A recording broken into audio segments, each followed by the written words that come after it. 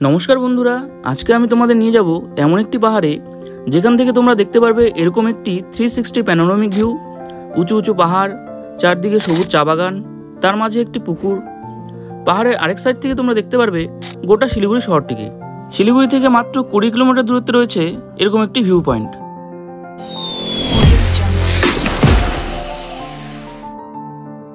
তো আমরা এই মুহূর্তে আছি শুকনা ট্রাফিক মোড়ে। তো সোজা যে রাস্তাটা দেখতে পাচ্ছ এদিক দিয়ে রংটং হয়ে তোমরা চলে যেতে পারবে কার্শিয়াং, আর বাঁহাতে যে রাস্তাটা দেখতে পাচ্ছ এদিক দিয়েও তোমরা রোহিণী হয়ে কার্শিয়াং যেতে পারবে। হ্যালো বন্ধুরা, welcome back to my another blog. Intro দেখে তোমরা হয়তো অনেকে বুঝে গেছো যে আজকে আমি কোথায় যাচ্ছি।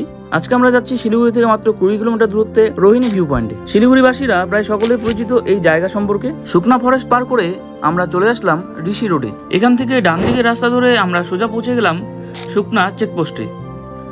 শুকনা চেকপোস্ট থেকে আমরা নিয়ে নিব ডান হাতের রাস্তাটি। এই রাস্তা ধরে তোমরা চলে যেতে পারবে রোহিণী ভিউ পয়েন্টে। রোহিণীর এই রাস্তা হয়ে তোমরা সোজা চলে যেতে পারবে কার্শিয়াংয়ে। তো এই দেখো, এখানে বড় বড় করে লেখা আছে ওয়েলকাম টু দার্জিলিং। তো দার্জিলিং পাহাড় আমাদেরকে ওয়েলকাম করছে। কিছুক্ষণ জার্নি করেই আমরা পৌঁছে গেলাম রোহিণী টোলগেটে। তো যারা প্রথমবার এখানে আসবে তাদের জন্য বলে রাখি, এখানে টোলগেটে বাইকের জন্য চার্জ করা হয় 10 টাকা করে। আপনারা চাইলে শিলিগুড়ি থেকে শেয়ার কার ভাড়া করেও এখানে আসতে পারেন। রোহিণী টোলগেট থেকে কিছু দূর এগোনোর পর এরকম একটা রাস্তা দেখতে পারবেন, একটা সোজা চলে গেছে। এই রাস্তা ধরে পৌঁছে যাবেন আপনি কার্শিয়াং, আর একটা বাঁ হাতে এদিকে উপর দিকে উঠে গেছে। এই রাস্তা ধরে আপনারা যদি চলে যান তাহলেই পৌঁছে যাবেন রোহিণী ভিউ পয়েন্টে।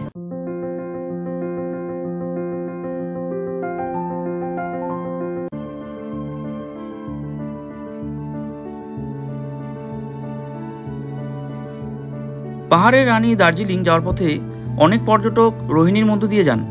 রোহিণী ভিউ পয়েন্টটি আশেপাশের পাহাড় এবং সমভূমির এক আশ্চর্য দৃশ্য মনকে মুগ্ধ করে। দার্জিলিং যাওয়ার পথে শিলিগুড়ির কাছে একটি শান্ত পর্যটন কেন্দ্র হলো রোহিণী। উঁচু উঁচু পাহাড়, নিচে বিস্তীর্ণ সমভূমি এবং দূরবর্তী শহর কার্শিয়াং এর মনোমুগ্ধকর দৃশ্য আপনি এখান থেকে উপভোগ করতে পারবেন। পাহাড়ের ঠিক নিচে রয়েছে একটি ছোট মনোরম হ্রদ, যা একটি অবসর সময়ে নৌকা ভ্রমণের জন্য উপযুক্ত। এই এলাকাটি একটি শান্তপূর্ণ পিকনিক স্পট হিসাবেও পরিচিত। তো এই আমাদের ইনস্টাগ্রাম ছবি তুলবে বলে, তো এই মুহূর্তে আমরা আছি কোটিধারাতে। জায়গাটার নাম কোটিধারা, গুগল ম্যাপে সার্চ করলে তোমরা পেয়ে যাবে। তো পিছনে আছে হচ্ছে রোহিণী লেক। আমরা এখন ওই জায়গাটাতে যাব। দেখতে পাচ্ছ কি সুন্দর চারিদিকে সবুজ চাপাতা বাগান দিয়ে ভর্তি, খুবই সুন্দর ভিউ। এই জায়গাটাতে আসলে মন ভরে যাবে। কি বেশি দূর না, শিলিগুড়ি থেকে বেশি দূর না, শিলিগুড়ি থেকে মাত্র 10 থেকে 15 কিলোমিটার হবে। হ্যাঁ, এরপরে আমরা আরও কয়েকটা ভিউ পয়েন্টে যাবো। তো তোমরা দেখতে থাকো, সঙ্গে থাকো বন্ধুরা। এরপর আমরা যাব রোহিণী লেকে। রোহিণী লেকের ফুল ব্লগ ভিডিও দেখতে হলে আপনারা উপরে আই বাটনটিতে ক্লিক করে দেখে নিতে পারেন, অথবা ডিসক্রিপশনে এর ভিডিও লিঙ্ক পেয়ে যাবেন। রোহিণীর এই ভিউ পয়েন্ট থেকে যেমন আপনি কার্শিয়াংয়ের আশেপাশে পাহাড়গুলো দেখতে পারবেন, ঠিক তেমনই এই পাহাড়ের আরেক পাশ থেকে দেখা যায় গোটা শিলিগুড়ি শহরকে। ওই যে গাইস, শিলিগুড়ি শিলিগুড়ি পুরো শিলিগুড়ি শহরটা দেখা যাচ্ছে, সেই লাগতেছে, জাস্ট ওয়াও। কিন্তু ক্যামেরাতে আসতেছে না। আমরা ওই রাস্তাটা দিয়ে আসছি,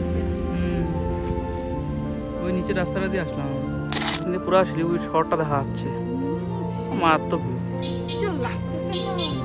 এই রাস্তা ধরে যদি তোমরা চলে যাও তাহলে পৌঁছে যাবে কোটিধারা ভিউ পয়েন্টে। এর সাথে রয়েছে একটি রেস্টুরেন্ট, যেখান থেকে শিলিগুড়ি শহরটি ভিউ দুর্দান্ত লাগে। কিন্তু আমাদের হাতে সময় ছিল না, কারণ আমাদের যেতে হবে নেক্সট ডেস্টিনেশন রোহিণী ওয়াটারফল বা দার্জি ওয়াটারফলে। তারপর আমরা যাব রোহিণীর একটি সিক্রেট একটি প্লেসে, বা ভাইরালও বলতে পারো। ভিডিওটি তোমাদের কেমন লাগলো বন্ধুরা অবশ্যই কমেন্ট করে জানিও। ভিডিওটি যদি তোমাদের ভালো লেগে থাকে তাহলে অবশ্যই একটি লাইক করে দিও, কারণ তোমাদের একটি লাইক কমেন্ট আমাকে ভিডিও বানাতে উৎসাহিত করে। আর শেয়ার করে দিও তোমাদের সেসব বন্ধুদেরকে যাদের সাথে তুমি এখানে আসতে চাও। আর নেক্সট পার্ট দেখতে হলে অবশ্যই চ্যানেলটিকে সাবস্ক্রাইব করে নিও। তাহলে দেখা হচ্ছে নেক্সট পার্টে। টাটা।